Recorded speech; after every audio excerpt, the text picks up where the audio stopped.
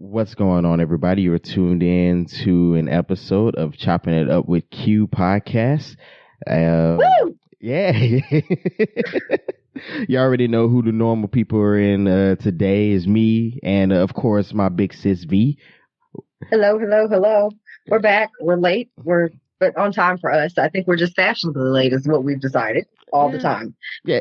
It's kind of one of those we kind of just reconvene and say, hey, man, let's talk about let's talk about something. It's like, all right, cool. Let's do it. What's been up, though? Nothing. Just, quarantine gang. I've decided that we ain't never going to be free. Never. Mm-mm. This is just give us our free, and you people that refuse to just be still for 5 minutes, just are making it impossible for us to do that. So your kids are gonna virtually learn for the rest of their lives, and they're not ever gonna see the inside of their school again. And it's your fault. The end. Yeah, pretty much. When people say the new normal, I don't have a lot of hope that it's going to be over soon. But hey, man, you got to keep hope alive, otherwise you go crazy. So. I've just resigned myself that this is what it's going to be, right? Because I went back to work. So I told you I went back to work. And because they laid off so many people and then we're merged with another company, the amount of people in the building is substantially less. So I didn't feel it any super big risk because my contact with people was pretty minimal. And one of the other ladies, she works, the HR person, her office is next to mine. And we would, eat lunch together or whatever. And we would I'd go in her office, sit there and talk to her. But as far as having contact with everybody in the building, not particularly. For the most part, I stay in my office, wear my mask, go out in the hallways. But just because, I know I have older parents and, people close to me that are sick, that I didn't want to get sick. So I took extra precautions and I made sure they understood, you can say whatever you want to say about it, but, that's fine. However you feel, that has nothing to do with me taking precautions. I'm just letting you know what's up. So if you come in here, you need to wash your hands and you need to use hand sanitizer, and that's just the end of it. Or don't touch anything. I don't know what the fuck to tell you. But I made it pretty clear up front because, for those of you who don't know, I live in West Texas in Midland. This is oil country. Mm-hmm. So, even though I say this and whatever, people vote for Trump and they aren't necessarily racist bigots, but they are people whose livelihood depends on the oil and gas industry and fracking and these types of things. And so when you have somebody being like, oh no, if I get it elected, we're going to shut down all the fracking. These people are like, well, I got a family to feed. Mm. So of course they're like, no, I'm a vote for you. And so, I don't empathize per se, but I understand to a certain extent because you could be like, oh, we'll just get another job. But some of these people have been in this business for years, the entirety of their working life. So for you to be like, oh, well, uproot your family and go find something else to do. That's the majority of the jobs out here. There is nothing else to do.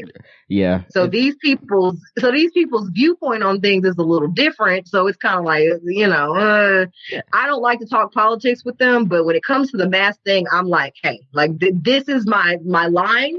You need to wash your hands and stay away from me. Don't come in my office if you have an issue with that. To be honest, why is public health a political thing? Bro, you should wash your hands anyway. That's one thing. Number Absolutely. 2, I still had to argue with people because some people really do believe a mask will kill you. You get dangerous levels of CO2 will build up in the mask, and it's like, no, it won't. What are you talking about? Obviously, no, that's not. I'm sorry, that was funny. I was like, yeah, obviously people don't know how small gas molecules are, but hey, it's fine. It's all fine. Well, right. But then, so I guess the next time they have surgery or something, they don't want the doctor to use a sterile room and nobody should wear a mask, right? No. Next time they have surgery, no one should wear a mask or wash their hands. Yeah. Just go in there and stick their hands in their body and call it a day. Yeah, man, look, straight out the bathroom, hey, let's go. Just give, surgeon just comes out, gives it a couple of good shakes and goes right on in and starts digging in your heart. It's fine. Yeah. It's what you wanted. Surgery with no rubber. That's right. Yeah, it's what you wanted. It's fine. It's cool. Let's do it. Listen, they don't like to wash their hands. They like to use hand sanitizer for everything. So just give him a couple of squirts of that Bath and Body Works or whatever, and he got you. Look, you right, because there's quite a few I remember I was at work one time, and I don't like to really say this type of stuff, but you got a lot of dirt, nasty people in the world, and you got grown-ups who still use it and get up and walk smooth off. And you're like, yo, we grown-ups and you still don't wipe your ass or wash your hands. Like, we know you. I didn't hear water. Like, I know you did not, wash your hands. Relax.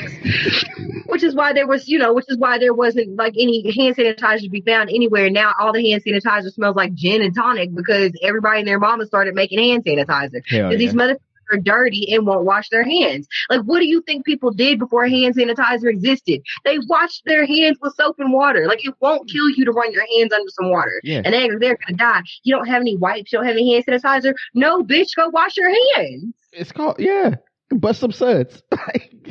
It's gross. Like, good God. Like, it is nasty. You learned a lot about people this year. That's all I can say. 2020 has been a big eye opener for a lot of different things. So I just want a public service announcement. Listen, for those of you that do wear masks, get another one.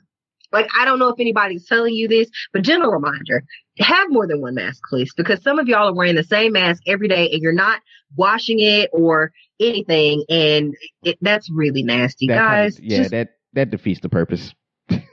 That's very nasty. Like, seriously, like, please get on. Like, now every place in America sells like masks. Like, the gas station sells masks. Please just pay $5 and put one in the glove compartment and one in your house and something. And then you need to wash them regularly. Like, change them out. You need to wear one, put it in the washing machine. Wear the other one, put it in the washing machine. Like, this needs to be a thing. Like, I want you to quit complaining about how you have mask acne and your face is breaking out.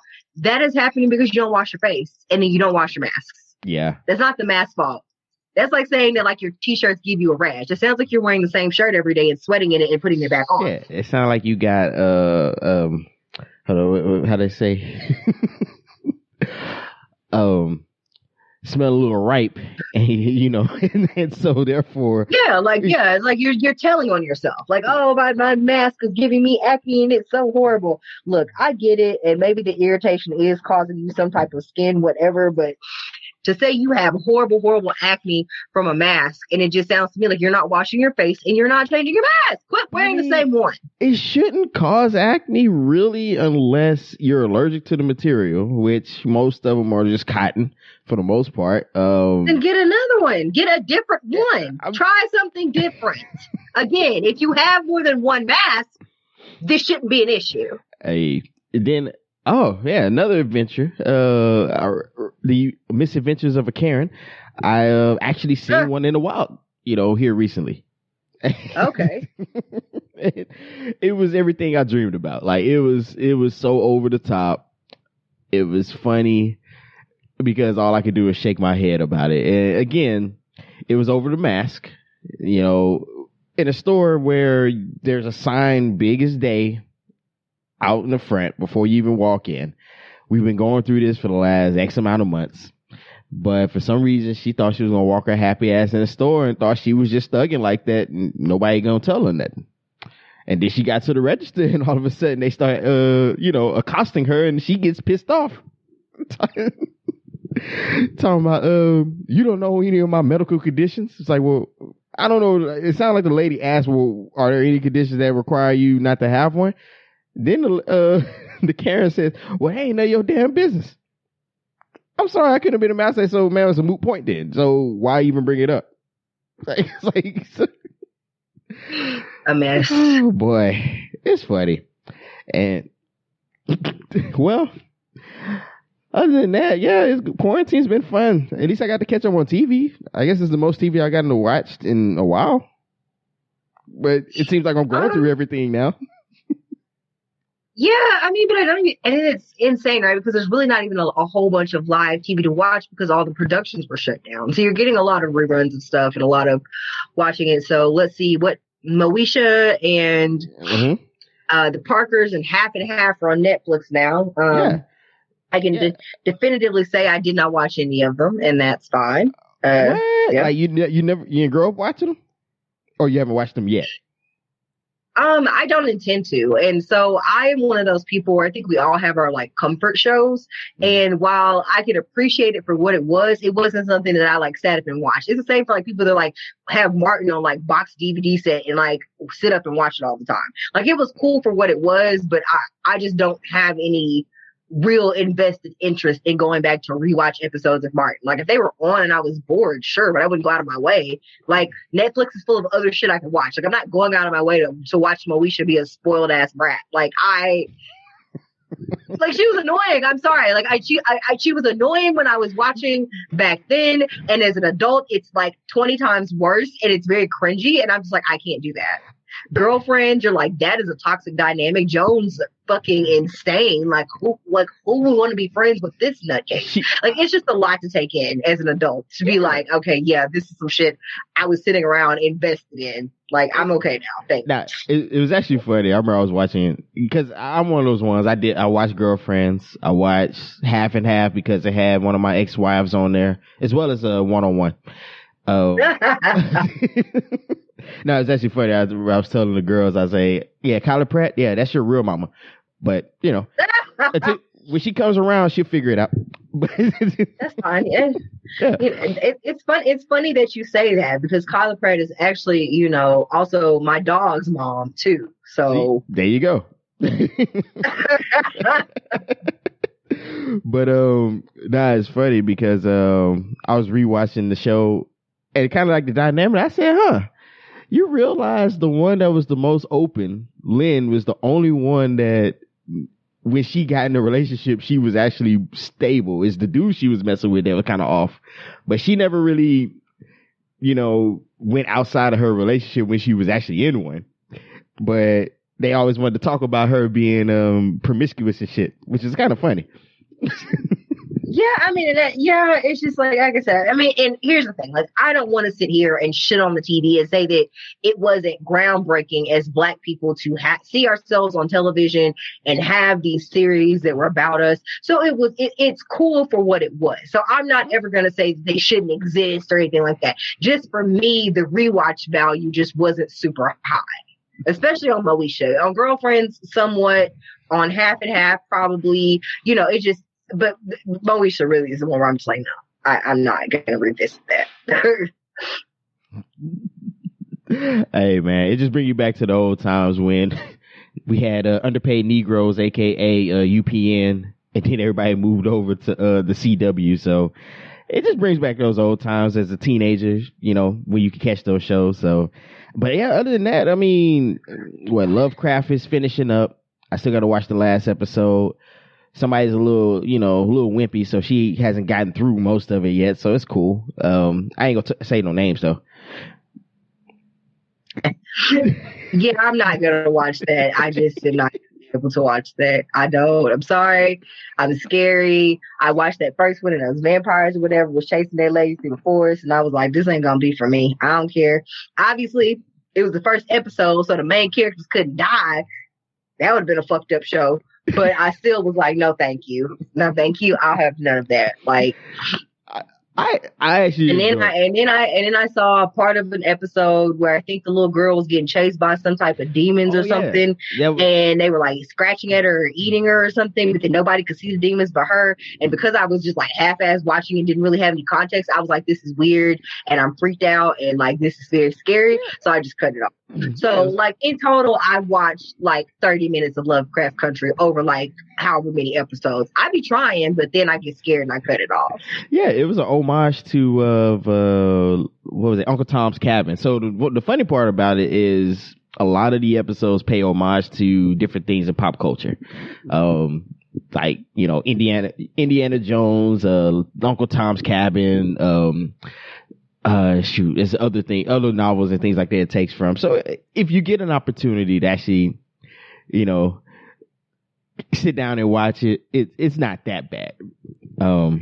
I will also recommend watching The Boys too if you haven't. Season 2 of The Boys, which we just finished as well. So other than that, I have nothing else left to really watch. Now I think about it. So, like, I didn't watch The Boys the first season, so I watched some of it and then started the second season, and I actually am impressed. Like, I liked what I saw, so I think but it's one of those things where I'm kind of going to have to go back and watch it all so that I kind of understand. Like, it's not something where it's like super, super deep, but again, I didn't really watch any of the first season, so for me, it's kind of like, okay, so there's some context missing, but it's a good show for what I see. Yeah. But yeah, other than that, let's see. I don't even know what else is supposed to be coming out, man. But that has been No, rough. they gave I don't like scary movies, but they gave Candyman a new release date again. I think it's going to come out in August of next year. So they gave it a release date. You know, it got pushed back. Really, there's not any movies that I've seen that have been coming out because nobody's working. So I think everybody's just kind of waiting, and then I think it's one of those things where also, what would you see? Like, these theaters, for the most part, are closed. This is why. And I think it's just interesting. Like, okay, so I guess my question to you is this. I'm just curious on your thoughts. What happens to the movie industry after this, right? Like, obviously, they're going to go back to making movies, but these movie theaters have been closed for so long. Like, how do you revive that? Are the movie theaters going to open back up? Tickets are going to be $30 a piece to try to recoup costs. Like, is popcorn going to be $20 a bucket? Like, what are we looking at here? Or is there going to be some different model when they come back where it's not going to be the traditional movie theater that we're used to? I think it will potentially change because, to be honest, like, even when all this is over, how quick are you willing to pile into a movie theater run by teenagers? Well, I'm not, because let's be very honest. Like, I feel like it's much like staying in a hotel, right? Ignorance is bliss. You take a black light to the hotel and you will probably never sleep in a hotel room again. Exactly. I've known people they'll actually bring their own sheets and comforters to the hotel with them and all this stuff on the bed. They'll snatch off and, Okay, so unrelated but partially related, like, I used to be a property manager for like apartments. And so you have to take like these classes to kind of learn about things. And one of the ones they pushed very heavily was like bed bugs because they're so hard to get rid of. Yeah, and it's just amazing. Yeah, like, you have to pretty much like burn everything, and they get in like other stuff that's not your mattress. Like, the carpet has to be pulled up. Like, if you have chairs that are upholstered, those need to be thrown out. Like, it is insane. So I think, like with hotels, they always tell you, like, you know how they have that little stand and a lot of hotels have that little suitcase stand in the closet, and they say always use that. Don't put your suitcase on the bed, because if they have bed bugs when you leave, you're taking them back with you on your suitcase. Oh man. So they always say when you stay in hotels, if they have the stand or if there's somewhere that's not the bedding, you can put your suitcase. Always do that just in case.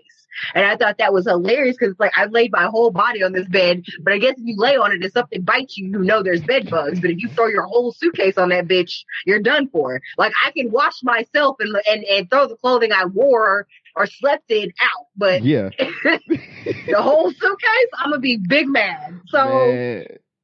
Damn, dirty folks again. See, that's why we going through all this stuff. People don't like to clean themselves. No, yeah, people don't clean. So I say all that to say, yeah, like, teenagers cleaning a large ass movie theater for minimum wage doesn't sound like a good thing. Which, to be fair, like, even if it as an adult, like, would you want to clean a movie theater? People do shit in movie theaters they're not supposed to anyway. Like, much like a hotel, people are back there jacking it, whacking it, and whatever else in the hotel in the movie theater, and then you're asking teenagers to clean up some person's bodily fluids. I wouldn't want to do it either. At all. And so they just kind of, to be honest, I feel like they just kind of scoop up popcorn and that's it, to be honest. Like, I really think they just kind of scoop up popcorn and that's it. So I don't believe I've ever seen them go in with like disinfectant sprays at all. And then again, most of the seats are upholstered too. So how much can you really clean that without a steam clean or a shampooing? So right.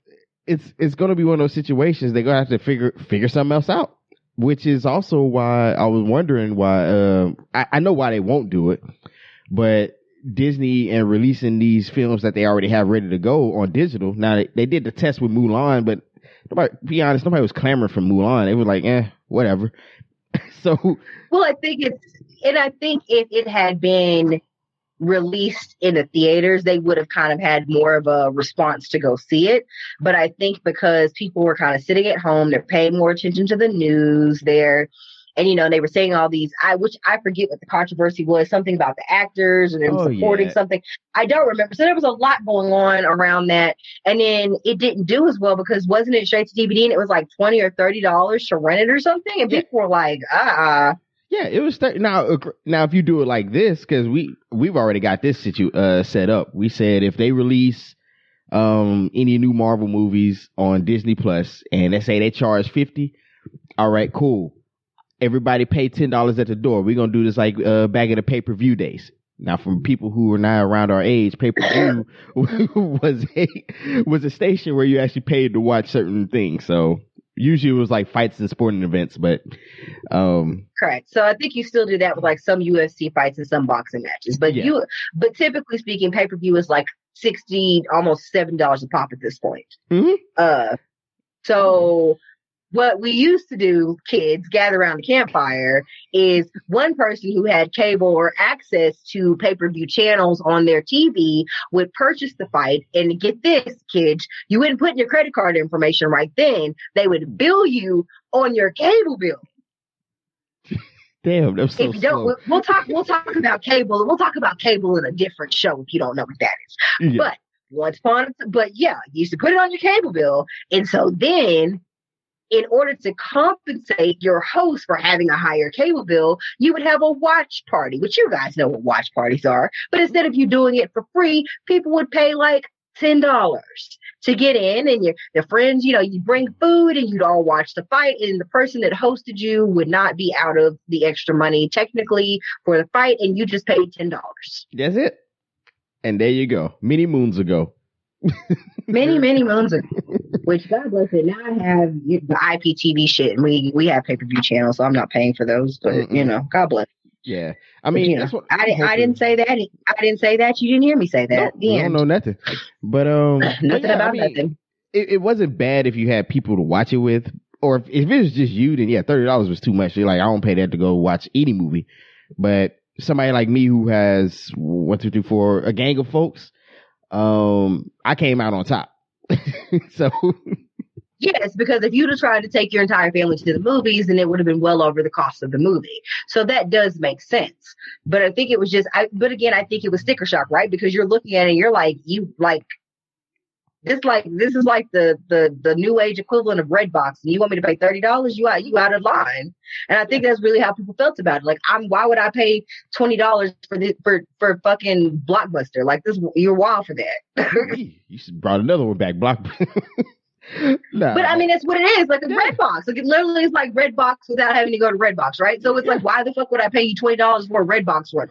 I mean, I don't know. And then I was always like, I'm not paying to watch any Disney remakes that I didn't ask for. So that was.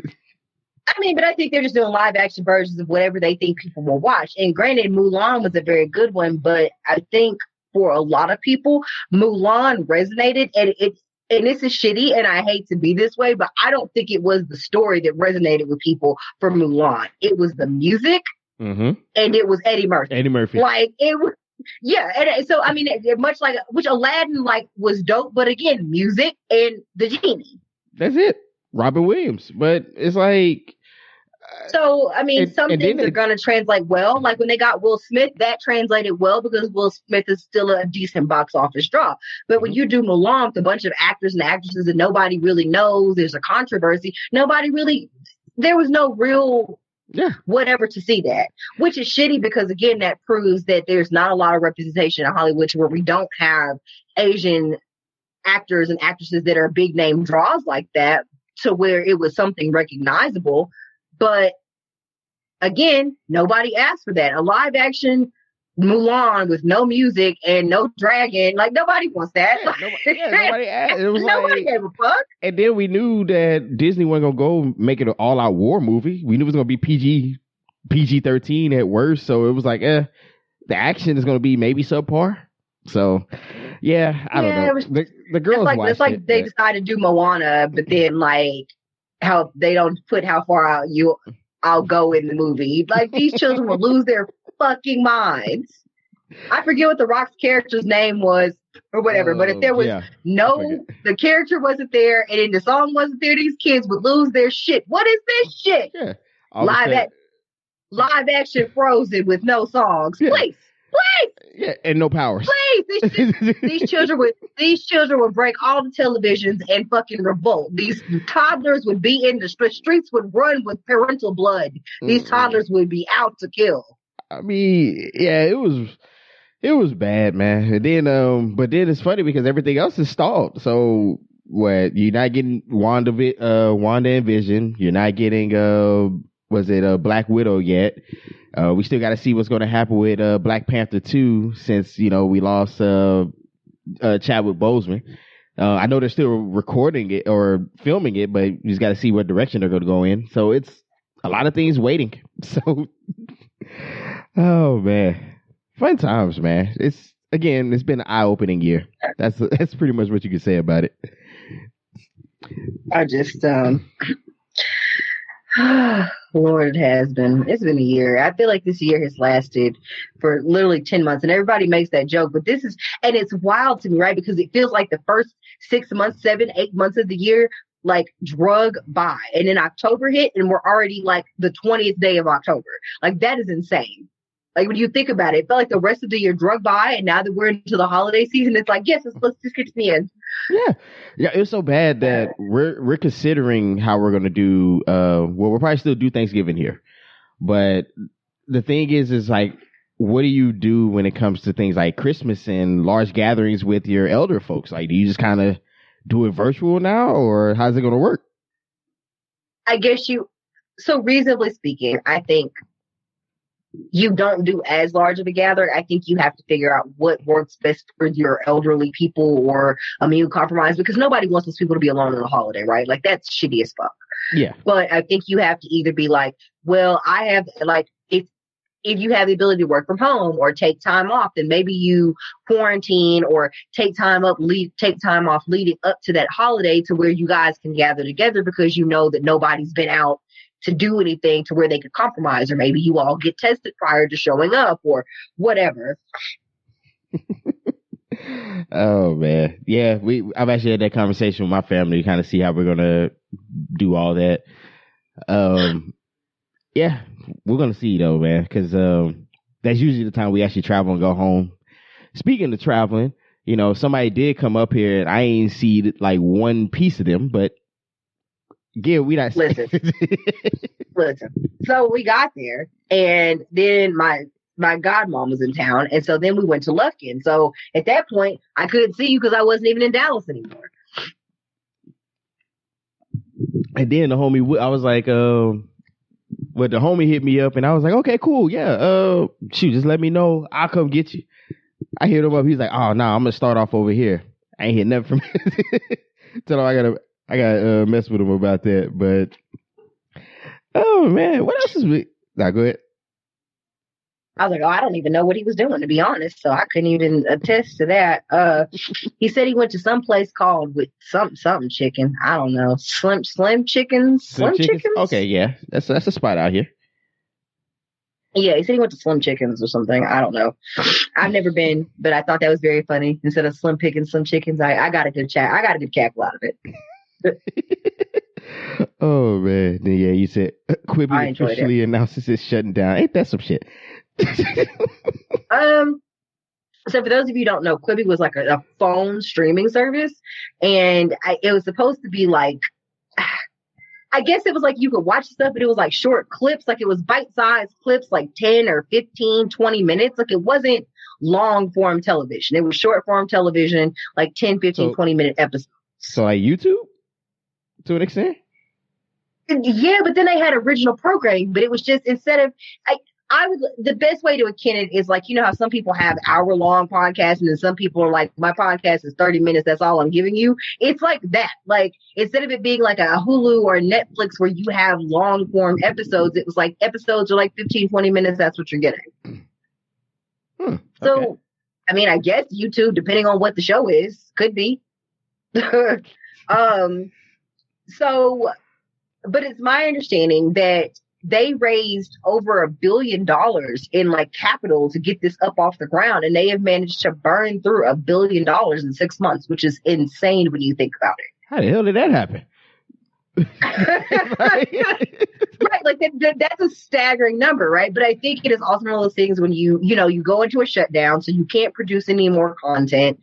And then I think they offered like the first 3 months or something free. Like it was something ridiculous. Like it was a really long trial period where they weren't getting any money.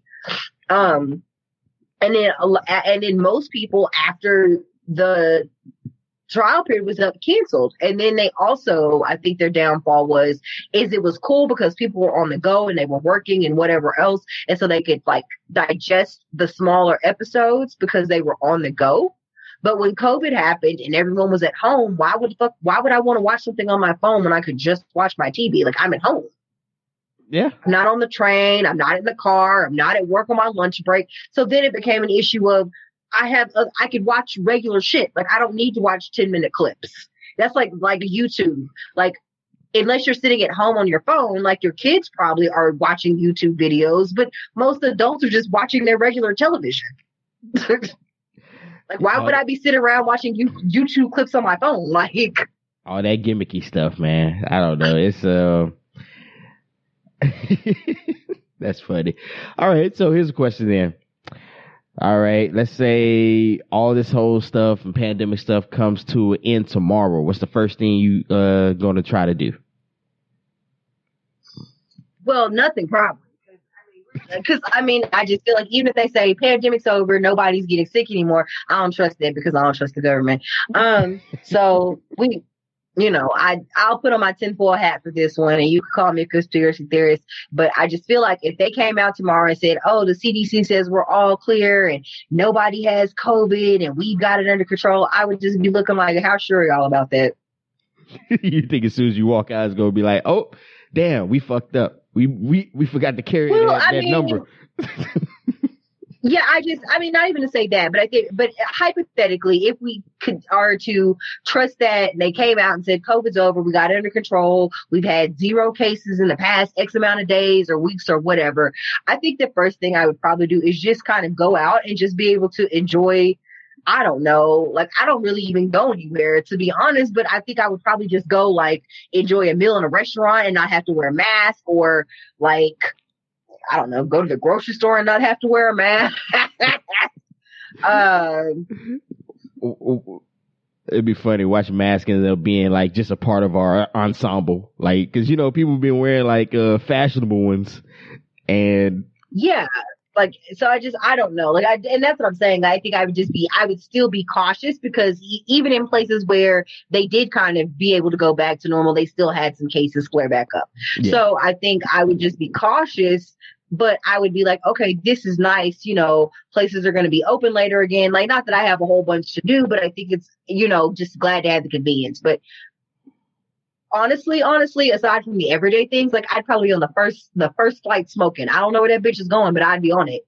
Hey, that's me right there. I'm like, look. Southwest said they had $39 fares, and I had my finger on the mouse, like I could just, like I could taste the airplane. Like it was like I could taste myself on that goddamn airplane. I was like, ooh, $40 flights. I don't even know where the fuck the flights were going. From Midland, the $49 flight might have just took me to fucking Houston, but I don't give a fuck. I'd have been on that bitch.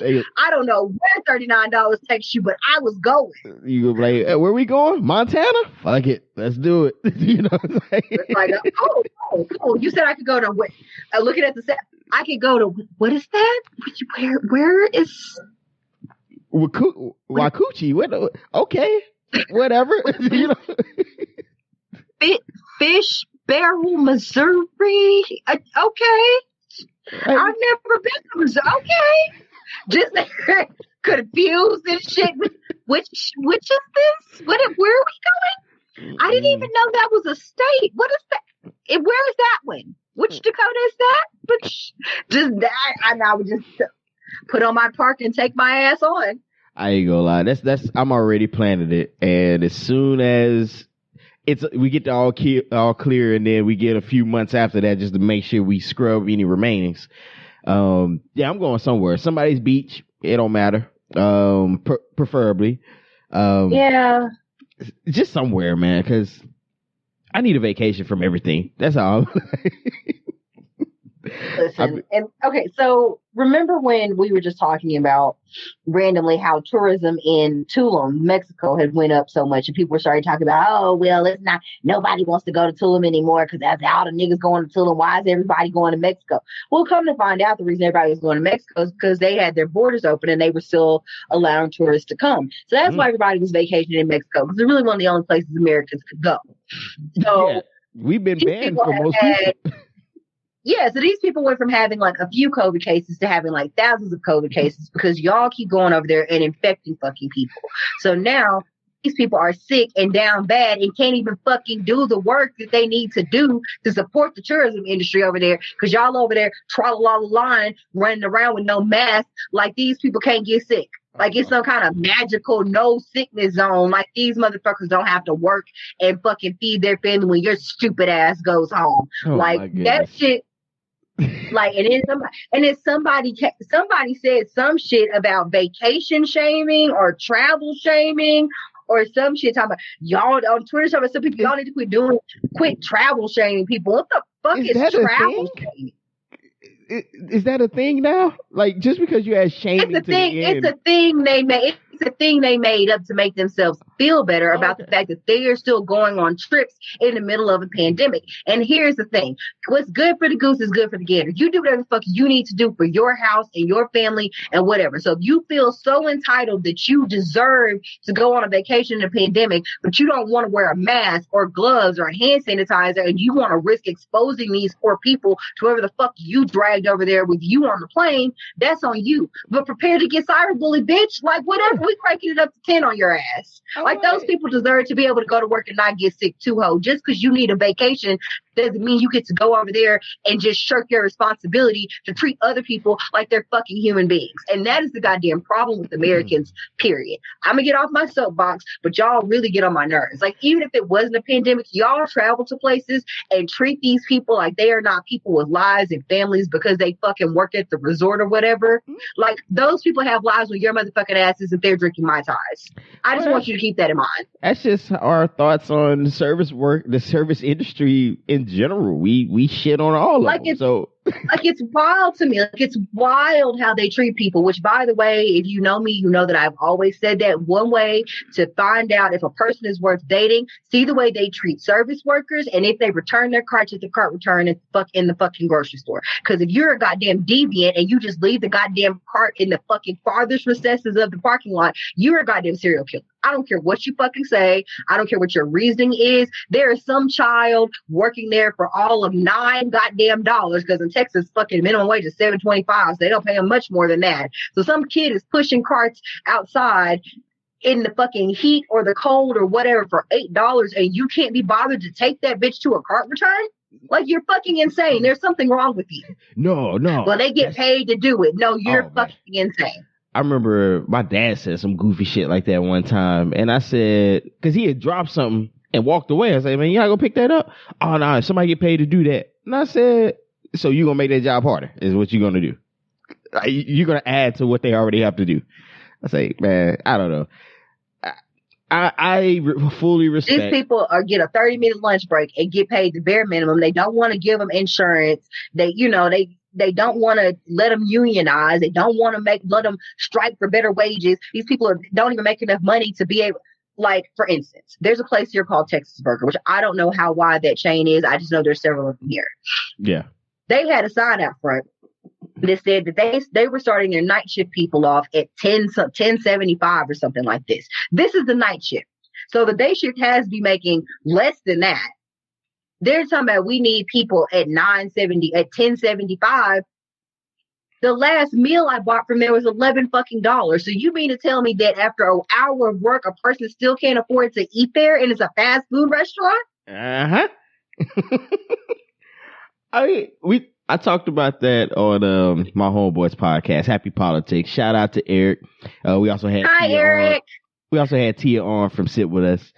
And I just said, look, if we do some basic arithmetic, which is math for some of the slow people, if you take minimum wage and then you add up, say you work, 40 hours full time, so on and so forth, and then you add up the average cost of living in the United States, you realize you can't live anywhere based on minimum wage.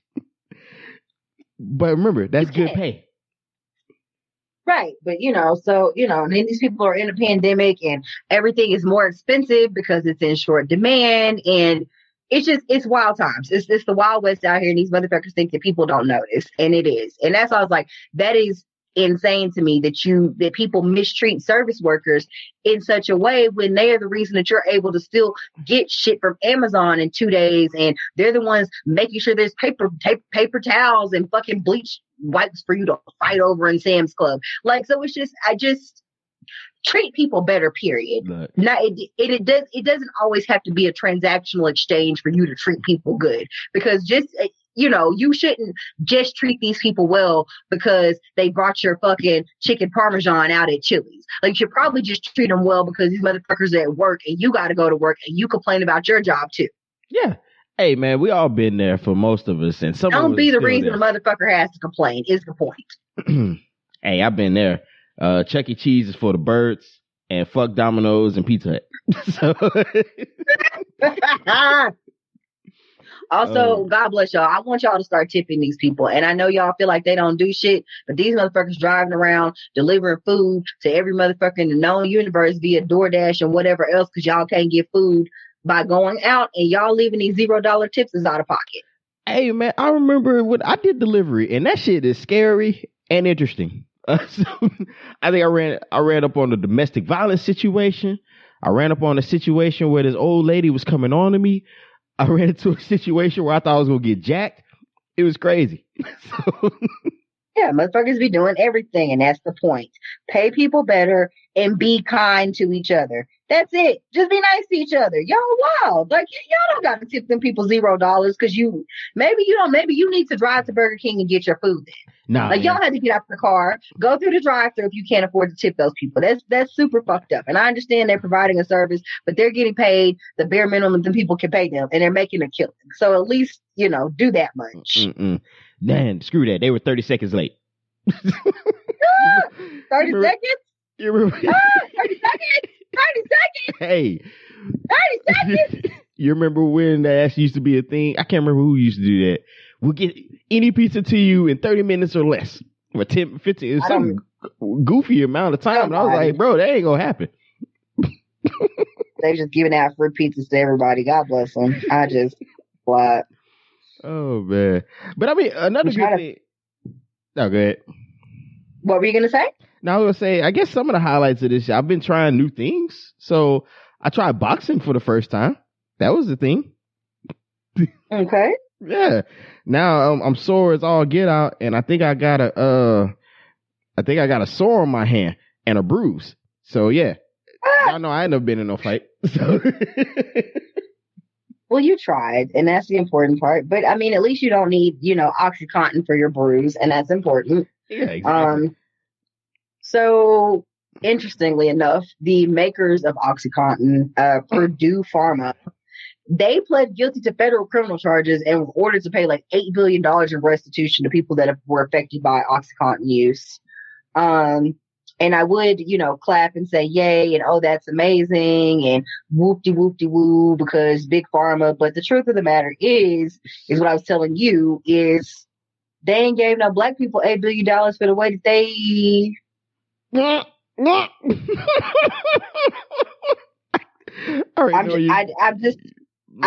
just gonna say that, we didn't invent crack on our own. And, nope. They just, we didn't invent it, and we didn't just drop it on the doorsteps of people, and they just started making it. And they just put a lot of people with crack problems in jail. And it seems like these white people with these addictions to OxyContin, which pretty much has them acting like crackheads.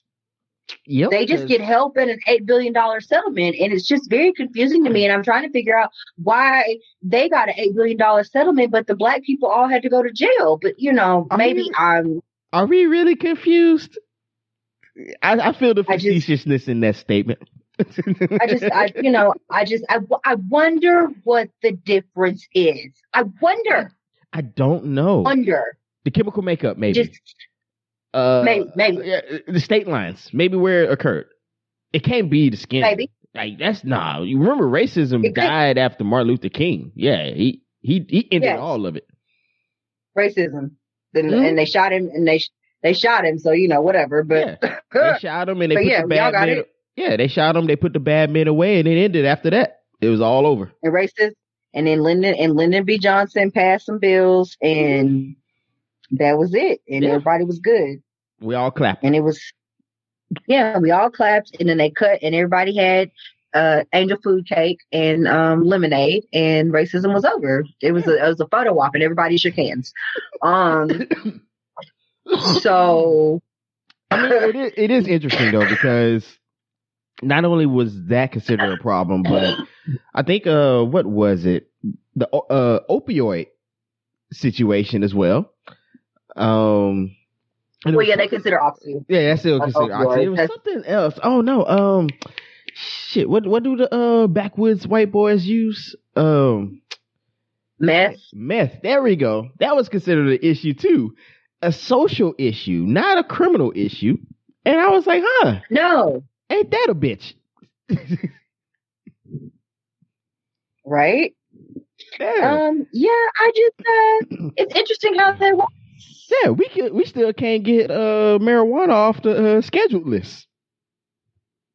Hell, we still can't get the people out who were put into jail for small amounts of marijuana in a nonviolent crime. We still can't get them out. So yeah, fun times. I think it's just interesting, which I don't like to be that person. Race is not the backbone of everything, but it is the backbone of a lot of things, especially in this country. So we don't mean to be the people to say that all white people are horrible people and it's all your fault and all of the bad things in the world happens. But when you don't do any work to try to dismantle the systems and you're fine with the way the status quo is because it does not affect you, then I don't consider that you being like one of the good whites. You're just like existing, and I don't give a fuck about you, just like you don't give a fuck about me. So forgive me if your feelings are hurt by the things that we are saying. But the truth of the matter is that there's a whole generation of Black people who grew up with uncles or aunts or cousins or dads or whoever that are in jail or dead or are still suffering the effects in their life because they got addicted to crack.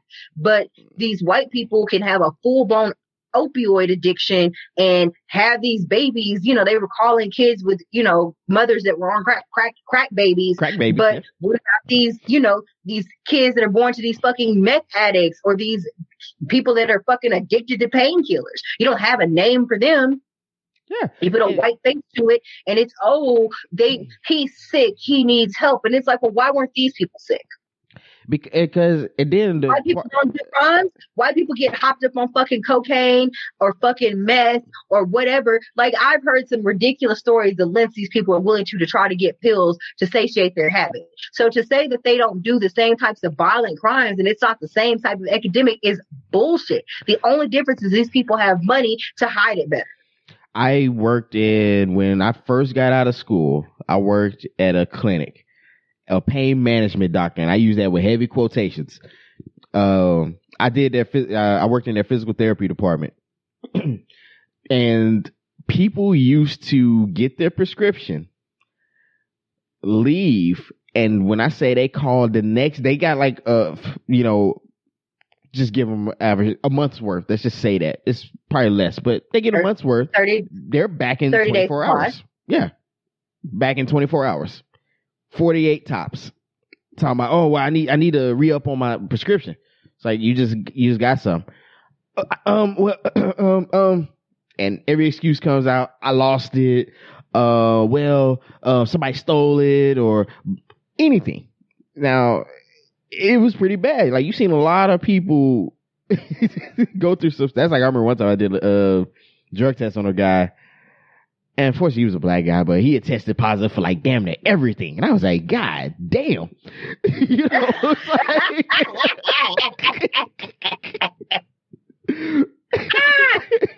I said, you must have had fun, huh? Oh, man. But the issue is we have a drug problem here in the U.S. Like, motherfuckers need to rely on this as a vice. Like, not even just drugs, alcohol, cigarettes, all kind of different shit that we use to cope with life. And we never really want to ever address that shit. So this is what happens. And the problem with the crack era is it wasn't like somebody just popped up and said, ooh, yeah, this is a dope idea. Allegedly, apparently, you know, that's the rumor on the street. The CIA people did that shit. FBI was involved with introducing that shit too. So you now have your government intentionally causing harm to its people, which is another, hey, there's your reason number 5,655 on why reparations should be a thing. But, you know, we'll just keep tallying up the situation. So. Yep, that's right. Oh, goodness.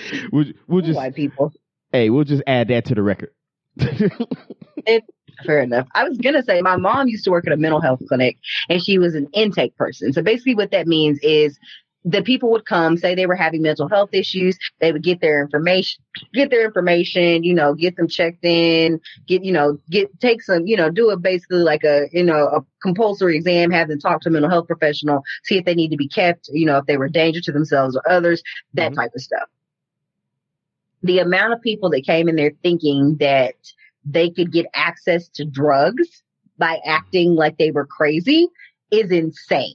Like I shouldn't say crazy. I know that that's not the right term, but pretending to have a mental health emergency. Yes. And try to get drugs from it is truly insane. Like you were saying, like you would hear all types of excuses. She said one lady said that her pills fell into her dog's water bowl and melted, and that's why she needed a new prescription. Interesting. I mean, yeah, it's just like another thing they use is pain, because pain is subjective and there's no objective measure you can use to measure someone's pain.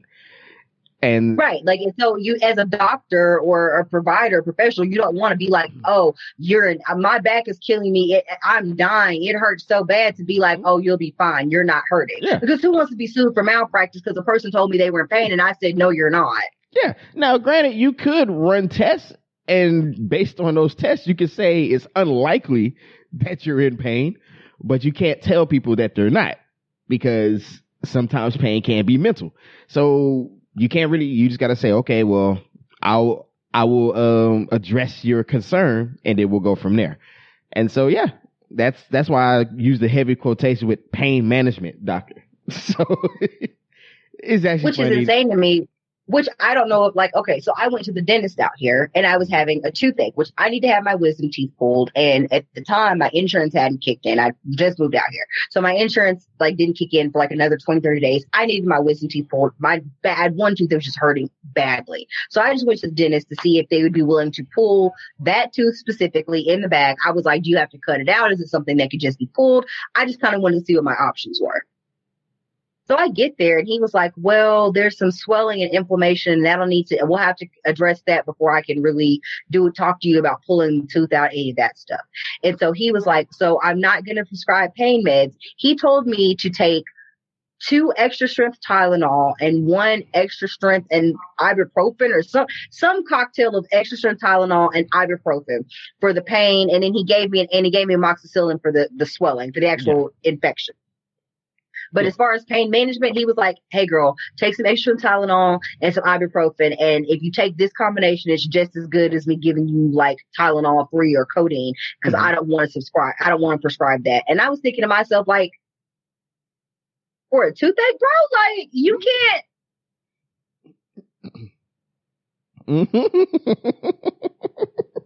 Like, we were just, you know, that meme of that dude looking at Diddy when he's doing America's Got Talent, they're just staring at each other. Yeah. That was me and him, because I was like, you really just gonna send me out of here with some Tylenol, huh? Yeah. And he was like, yeah, I am. Like, well, actually, he didn't send me out with the Tylenol. He told me to go buy some. You gotta go buy that. Yeah, Yeah, he didn't even cut me a prescription for this shit. He was like, "Yeah, girl, just go buy you some." That's over the counter. You good? Yeah, and I was like, wow. Because in my mind, I'm just like, is it because I'm black? Like, do you not want to give me any pain meds or what's up? Or do you just not give anybody pain meds? But I think it truly is like people are scared of being the doctor where you go get pain meds and then you're fucking hooked on them. Yeah. And he was like, nah, G, you won't be able to get them from here. And I guess that was also the issue with the situation. They didn't have a way to bring people down off of it. Like, once you got, it's like any other drug. Like, once you got hooked to it, you need rehab on how to get off of that shit. And also concluding the story with the pain management doctor, the FBI ended up coming through and locking everybody up. So by that time, I wasn't working there anymore. Yeah. Oh, yeah. That's the story of how the FBI raid happened at my ex employer. Well, I mean, they probably deserve that raid, so it is what it is.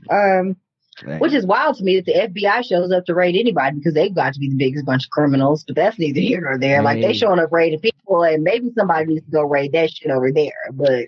They're hit or miss when it comes to doing the right thing, definitely. More miss. So... But, you know, good luck to them, you know, but bless up. We hope to see better from you in the coming years or, you know, whatever. Unfortunately, all you can do is remain optimistic unless you wealthy and could just dip out. You gotta just hope for the best in some cases, man. And I mean, I think that's everybody is. Like, I can't afford to leave this bitch. I got to live here. The Barbados people were saying you could come over there, but you had to pay like $2,000 or $3,000 to move, and you had to make over $50,000, and you had to be able to work remotely.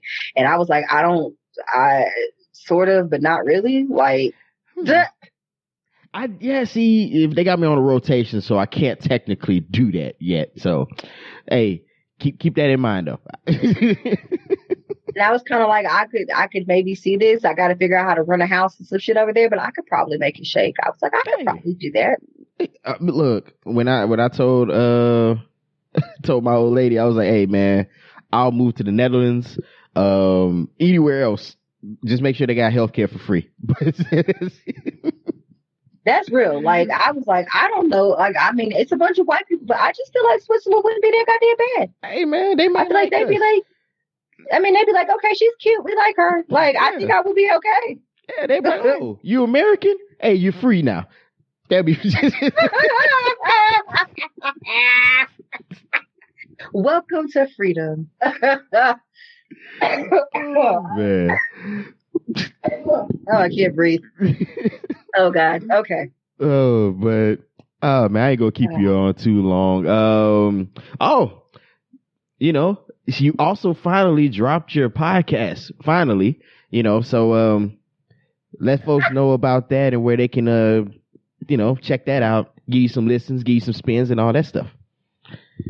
Oh, okay. So I started a true crime podcast. And so admittedly, the first episode is a little shaky. I will be the first to admit that. It's a little short, but I wanted to kind of wet the palate, I guess. But it'll be true crime. It's called Murder v. Road. I have to thank Q now because he came up with the name of the podcast. Yep, I'm waiting for my you know, my residuals for when it gets monetized. So when it takes off, you know, yeah. I gotta cut him a check because he came up with the name. He owns my likeness. Right. He owns my likeness. So yeah, it's called Murder v. Road. I just talk true crime. The first episode is about Lonnie Franklin Jr., who's better known as the Grim Sleeper. Who is a guy who is a serial killer who was killing Black women in South Central LA. And I just kind of discussed that and how the police really fucked that shit up badly. And how he was able to just kind of kill from like the 80s well into like the 2000s before he got caught, which is like insane. Yeah, so I can't say that you can find me everywhere you can find podcasts. I'm kind of working on that right now. Right now, Spotify is probably your best bet. You can catch me there, kind of still in limbo with the others. You know, everybody's approvals are taking a little bit longer because they don't have as many people working. So, yeah. All right, cool. So yeah, y'all make sure to check out my big sis stuff. She's real talented. Guarantee you'll enjoy it. I had to go go take a look at it. And I even probably put my old lady on because she's also into like those what's that show, True Crimes and all that stuff that just came out. What's the one that just recently came back out? Was it Unsolved Mysteries? Unsolved Mysteries. There we go. And but season 2 of that is out, so I'm about to watch that. I think it came out the 19th, so I'm gonna watch that. Yeah, some of that stuff is crazy. Immediately. I have to watch that immediately. I cannot wait. I'm excited. Oh man, but yeah, man. Other than that, I of course always enjoy talking to you. It's been a while, but tell the people where they can find you. Oh man, you know what? I'm just a little bit here and there for the most part. I divorced Facebook, so I'm no longer there. Amen. Amen. And so right now I'm still just on Instagram and Twitter from time to time, and that's at _Q_the_great. And on Instagram, I want to say it's just _Q. Well, no, Q_simp, if I'm not mistaken. Let me double check. Yep, Q_simp. So yeah, if y'all want to check me out there, I actually might start posting like some fitness clips and things like that still. So, but yeah, and also of course with the podcast, you can check those out mostly anywhere you find podcasts. But if you do check it out on was that iTunes or Apple Podcasts in this particular case, please leave a review. Let us know how we're doing. Let me know what we can do to improve the production or improve the conversation, etc. Or if there's any specific topics you would like to hear us tackle. So, V, anything?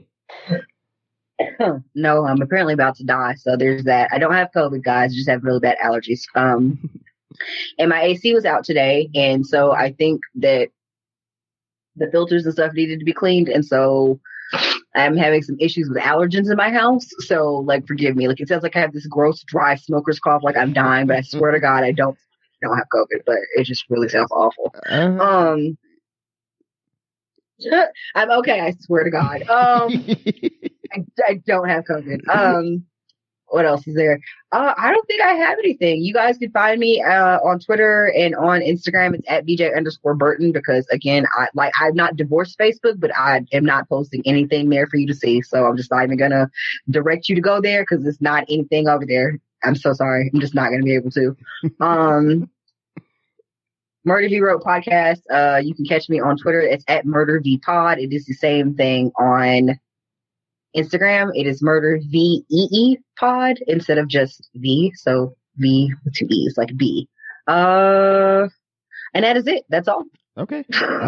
Lastly, check out a couple other podcasts. Happy Politics with my buddy Eric. He discusses everything politics for the most part. So if you're just looking for some political hot takes, check him out there. And Blurred Confidential, which is a place where you just got a bunch of black nerds just talking nerd stuff or whatever pops up. So that's another thing to go ahead and check out as well. So other than that, appreciate y'all like always. Stay safe out here in these 2020 streets. Always look forward. Wash your hands, wear a mask. Yes. And I understand you may be worried about this, but if you can, go out and vote, especially when it comes to the local stuff. That's what you really want to really pay attention to, because those are the ones that have mostly a direct impact on your life. So look into those people and don't let anybody charge you up or bully you into voting for them because what team they play for. Make sure you just get the right one that works for you. So other than that, Amen. We up out, man. I appreciate it. Later.